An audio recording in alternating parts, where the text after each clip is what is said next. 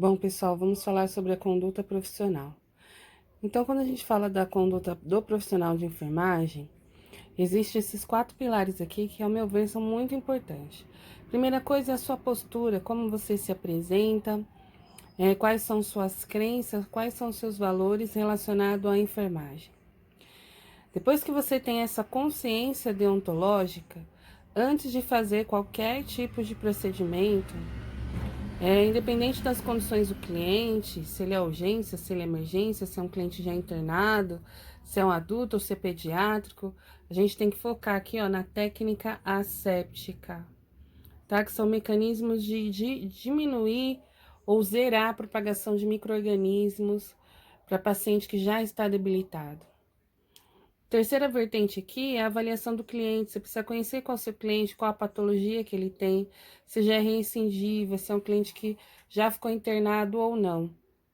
E ter ação aqui sempre com empatia.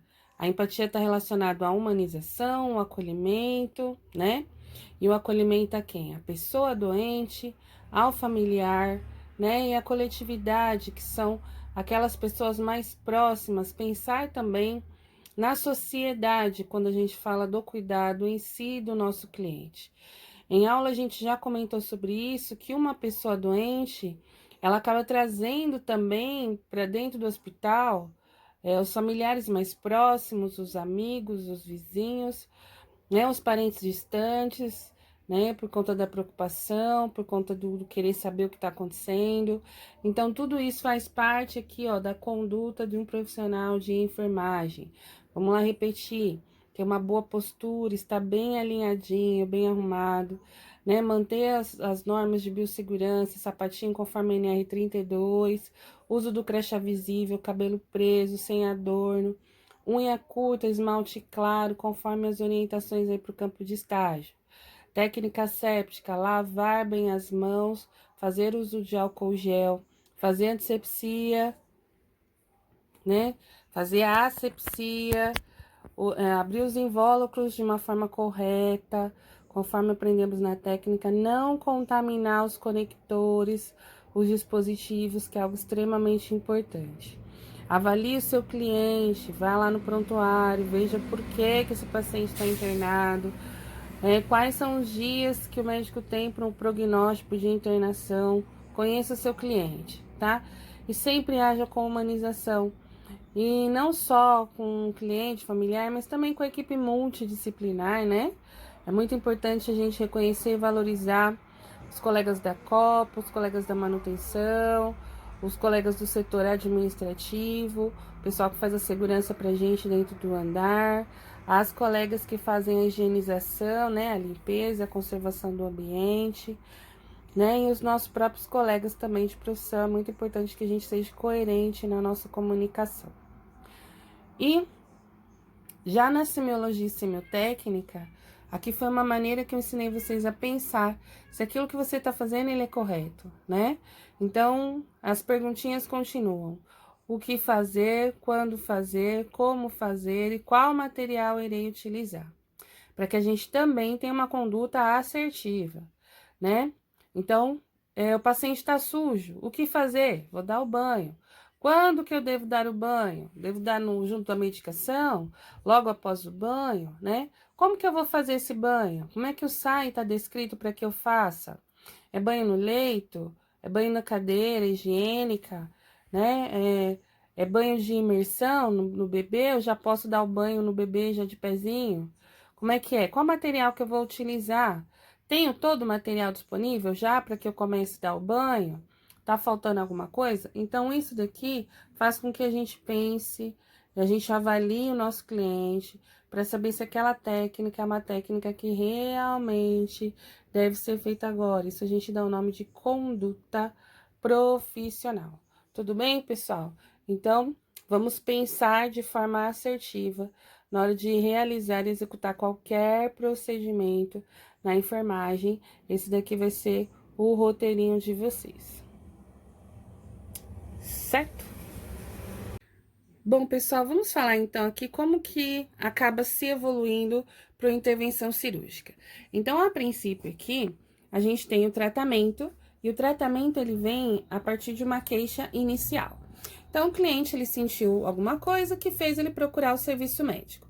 A partir daí, esses sinais e sintomas vão gerar um diagnóstico através dos exames laboratoriais ou de imagem. Uma vez eu definindo aqui a patologia, eu vou iniciar o tratamento. A princípio, ele pode ser medicamentoso, fisioterápico, ou associações assim por diante. O tratamento, ele vai ter um tempo para que a gente faça um acompanhamento, para saber se essa intervenção ela está progredindo para melhora ou não.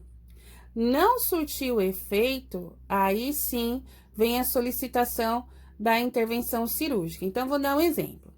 Quando a gente fala, por exemplo, de uma queixa de aumento do volume abdominal, de alteração no padrão menstrual, com uma queixa de alterações de humor até, passo pelo médico ginecologista que vai pedir uns exames e o exame diagnostica que a pessoa tem um mioma. A partir daí, eu posso iniciar o tratamento do mioma com medicamentos, no caso anticoncepcional, para tentar diminuir o volume menstrual, para tentar regredir esse mioma. E vou fazer um acompanhamento por uns 6 meses, aproximadamente, repito os exames. Aumentou o tamanho, o volume do mioma, não surtiu melhora, não surtiu efeito, aí vamos tirar. Aí faz uma histerectomia ou miomectomia, se for um mioma, né, extramuscular. Se ele estiver no lado de fora, eu consigo remover ele. Se ele estiver no meio do músculo, aí já fica mais difícil. Se ele estiver dentro do útero, também, tá certo? Aí teria que ser histerectomia. Tudo bem até aqui, pessoal? Então, vamos para a segunda parte aqui, ó. Quando a gente fala, então, nos cuidados pré-operatório, a cirurgia, ela também pode acontecer sem queixa anterior. A pessoa não tinha queixa nenhuma, de repente ela teve uma dor, um mal-estar, que fez com que ela fosse no PS. E através da avaliação clínica e através de alguns exames que já foram pedidos como urgência no PS aqui, já diagnosticou que teria que fazer uma cirurgia de emergência. Então, aí a cirurgia ela seria terapêutica, já para tratar, para resolver. Agora, se meu cliente ele tá aqui no tratamento e dentro desse tratamento, por exemplo, de um câncer, não está surtindo melhora, mas é indicativo fazer uma cirurgia, mesmo que não resolva, a cirurgia é paliativa, certo? Ela não é tratamento, eu não consigo tratar, eu vou tentar melhorar a condição de vida, trazer um conforto. Agora, se eu tenho um órgão ou se eu tenho uma estrutura que ela não está conforme, eu vou reparar essa estrutura. A pessoa não consegue respirar direito, porque o septo dela tem um desvio. Então, eu vou fazer uma rinoplastia, que é para melhorar aqui a questão respiratória. Posso fazer uma cirurgia diagnóstica, como as biópsias, por exemplo, são pequenas cirurgias diagnósticas. Cirurgia diagnóstica mais complexa que nós temos é a laparotomia exploratória, que é uma cirurgia diagnóstica mais complexa. Tudo bem, pessoal? Então, a evolução para a cirurgia, antes, sempre o tratamento, que é o que a gente já viu alguns casos na enfermagem médica, na disciplina anterior. Não consegui realizar o tratamento, não surtiu efeito, aí eu parto para a cirurgia. Exceto quando o cliente não tem queixa anterior e uma dor ou algo súbito, abrupto, agudo, faça com que ele procure PS e aí vai entrar a cirurgia que entra como urgência e emergência. A classificação da cirurgia, pessoal, é importante vocês memorizarem, tá? Então, a cirurgia ela pode ser classificada contra o grau de contaminação, contra a indicação dessa cirurgia, tá certo? Então, memorizem o início lá do texto, para que vocês consigam, no processo seletivo, vocês consigam responder ali de uma forma adequada. Então, vamos lá, pessoal. A aula de hoje é sobre enfermagem cirúrgica. Vamos entender um pouquinho sobre cuidados pré-operatórios e cuidado pós-operatório. Bom, toda vez que a gente fala no cuidado aqui, ó, pré-operatório, ele vem de uma decisão de operar. Só que essa decisão de operar, antes da cirurgia, eu vou tentar cuidar dessa pessoa, fazer o tratamento, tá? Aí sim, o tratamento não surtiu efeito, aí sim a gente já pensa aqui em operar. Então, dentro dos cuidados pré-operatórios, né, a gente vai ter os trâmites administrativos, que são admissão, né, que é quando eu recebo esse cliente dentro da minha unidade, vou fazer a admissão. Fiz a admissão, o paciente está internado, depois eu vou transferir ele para o centro cirúrgico. Aí, o segundo trâmite é transferência. Fez a cirurgia no centro cirúrgico, retorno ele para o setor. Então, eu faço aqui no centro cirúrgico uma alta. Alta significa que ele não vai voltar mais para o lugar, então a gente dá o nome de alta. Da alta ele vai ter uma permanência, vai ficar um tempo internado, que é o tempo para cirurgia, e depois dessa permanência ele tem a alta. Então, esses são os trâmites administrativos. Vou repetir: admissão, transferência, permanência e alta. E aí a gente tem as classificações. Quando a gente fala de alta, ela pode ser alta a pedido, ela pode ser alta clínica, o médico avaliou, já tá tudo certinho. Ele pode receber essa alta, pode ser uma alta melhorada, né? Quando a gente fala de transferência, eu posso transferir o cliente para no mesmo hospital em outro setor. Então, ele vai para um setor, mas vai voltar. Ou eu posso transferir ele para o hospital onde ele não retorne mais, por exemplo. E quando a gente fala aqui do óbito, que ele também gera um trâmite administrativo, o óbito ele pode ser um óbito com definição causa-morte, que esse eu vou fazer o tamponamento, porque o médico vai fazer lá o registro do óbito, né, certidão de óbito. Sei a causa, eu faço tamponamento. Não sei a causa, não tampono esse paciente. Porque aí esse paciente vai para um setor chamado SVO, que é Serviço de Verificação de Óbito, né, que alguns de vocês conhecem como IML. Então, esse é o trâmite administrativo geral. Porém, aqui no pré-operatório, a gente vai fazer a admissão. E da admissão, como protocolo, vai entrar um checklist, que é uma lista de verificação. Então, dentro dessa lista aqui de verificação, eu vou verificar se os exames foram colhidos, se o paciente está de pulseira, se fez a raspagem dos pelos no local, se foi retirada a medicação num tempo hábil. Vou verificar se ele tem algum tipo de adorno, né? Se tá com anel, brinco, aliança, cordão, essas coisas tudo tem que tirar para operação. Aqui, vou verificar se tem algum exame especial, algum cuidado específico, o horário que esse paciente vai entrar em jejum, banho e assim por diante.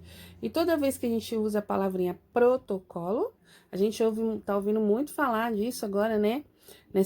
Nessa pandemia que a gente tá vivendo, está ouvindo muito o Ministério da Saúde falar, protocolo, protocolo. O que que é isso? Nada mais é do que uma análise científica, passo a passo, de como deve ser feito qualquer tipo de procedimento. Então, no bloco cirúrgico, tem muitos protocolos e é importante que vocês conheçam. Então, aqui é um pouquinho do que a gente vai abordar no período pré-operatório, que é o período antes do paciente operar.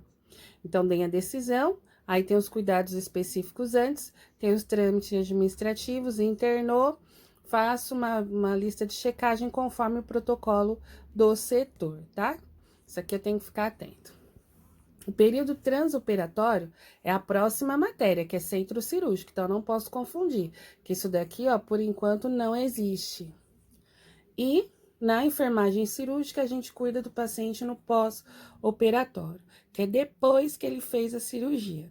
Então, a gente readmite ele, porque ele foi uma transferência, e agora ele está retornando para nós, então, uma segunda admissão. Aqui eu preciso classificar a cirurgia que foi feita, os tipos de anestesia que ele fez uso, ó. Tem um trabalhinho para vocês que eu já tinha deixado sobre as anestesias. Se teve alguma complicação, desculpa, ou intercorrência no período cirúrgico, Se tem algum cuidado pós-operatório específico, qual é o cuidado pós-operatório geral, que a gente ainda vai aprender, e como esse pós-operatório ele foi classificado. Se é as primeiras 24 horas depois da operação, a gente chama de POI, que é pós-operatório imediato. E aí ele vai receber a numeração conforme os dias posteriores das primeiras 24 horas, que seria primeiro PO, segundo PO, terceiro PO, e assim por diante, até o cliente receber alta da cirurgia. Então, esse daqui que a gente vai verificar a princípio nos cuidados pós-operatórios. Vamos lá então, pessoal, falar agora sobre terminologias cirúrgicas. As terminologias cirúrgicas, a gente sempre vai começar com prefixo, que está relacionado com o órgão, que vem primeiro. E o sufixo é relacionado à intervenção cirúrgica, o que foi feito, tá? Então, terminologia cirúrgica é sempre em relação prefixo e sufixo. E eu tenho que tomar cuidado que alguns órgãos não têm o mesmo nome. Ele não lembra, na verdade, o nome do órgão. Então, vamos lá. Aqui eu tenho rino, que é nariz, tá? É o prefixo pré-nariz. Se eu usar o sufixo plastia, vai ficar rinoplastia. Então, é reparo do nariz, certo? Plastia é reparo de um órgão. Não posso usar plastia como plástica, que aí tá errado, tá? Plastia é reparo. Histero é útero. Então, se eu fizer uma histerectomia, eu fiz uma retirada do útero. Blefo é pálpebra. Se eu fizer uma blefoplastia, é um reparo nas pálpebras, certo? Uma correção nas pálpebras. Orquidô é testículo, tá? Então, eu posso fazer uma orquidopexia, final pexia, fixação. Fiz uma fixação do tecido, numa orquidopexia. Cisto é bexiga. Todo mundo já ouviu falar que em algumas situações, algumas pessoas têm a bexiga caída. Então, o que eu faço? Faço uma cistopexia, que é uma fixação do globo vesicular. Tóraco já é fácil, ó, lembra tórax. Então, pode ser toracocentese. Final centese é punção. Abdominocentese, punção no abdômen, certo? Ooforocentese, punção no ovário. Tiroidocentese, punção na glândula da tireoide, certo? Quando eu falo centese, é punção. Eu tenho que tomar cuidado com alguns sufixos, como, por exemplo, otomia, ostomia e ectomia. São bem parecidos, mas são coisas diferentes. Então, pessoal, aqui, ó, continuando, e aquilo que eu estava falando para vocês, ó, istomia é a abertura tipo boca, ou para alimentar ou para drenar. Então, a gente usa muito aqui na questão da alimentação do paciente para remoção de fezes. Otomia é visualizar.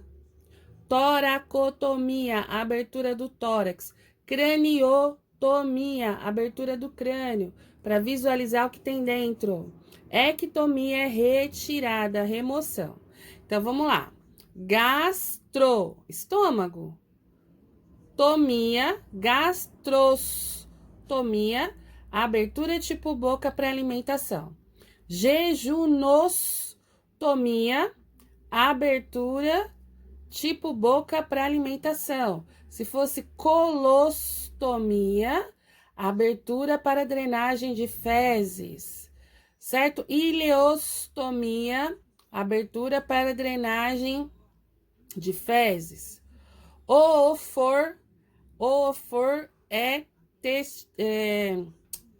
oofor é ovário, tá? Oofor é ovário. Ooforectomia é a retirada dos ovários. Períneo, né? Aquela parte que tá entre a vagina e o ânus, onde está entre o testículo e o ânus, é o períneo. Perineorrafia. Final rafia é sutura, sutura é ponto.